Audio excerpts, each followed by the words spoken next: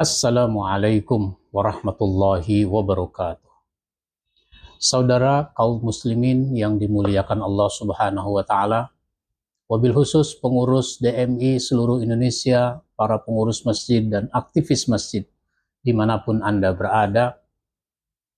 Ada yang bertanya, Pak Ustadz, ketua masjid sudah menetapkan seseorang menjadi imam. Tapi ternyata sebagian jamaah ada yang tidak setuju.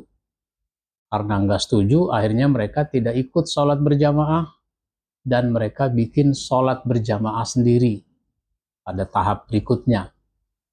Ini bagaimana Pak Ustadz? Saya bilang, kalau menetapkan orang menjadi imam, tentukan dulu kriterianya. Kriterianya, misalnya bisa baca Quran dengan baik, punya pengetahuan, punya ilmu agama, akhlaknya baik. Tetapkan kriterianya, termasuk usia, misalnya kalau itu namanya ketetapan kriteria teknis. Sesudah itu silahkan siapa yang mau mengajukan, mau menyampaikan kepada ketua siapa-siapa yang perlu menjadi imam. Sesudah itu diseleksi. Dari 10 orang yang diajukan oleh jamaah, misalnya, itu ada 3 yang bisa dipilih, yang bisa diputuskan. Maka 3 itulah yang ditetapkan menjadi imam.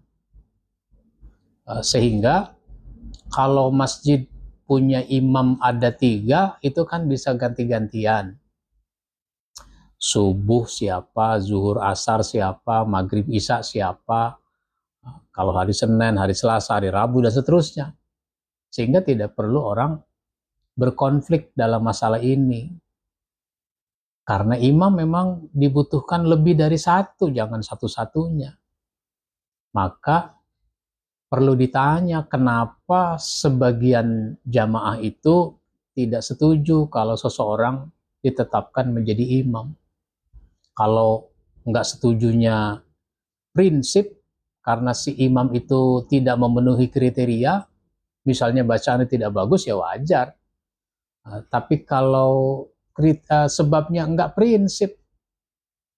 prinsip kenapa? Ya misalnya jamaah ini asalnya dari suku apa, kemudian si imam dari suku yang lain lagi, itu mah nggak prinsip soal kesukuan.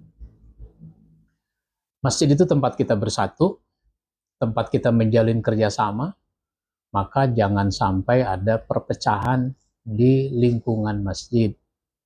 Pengurus jamaah itu seiring sejalan, samakan pemahaman, biar supaya bisa melangkah bersama.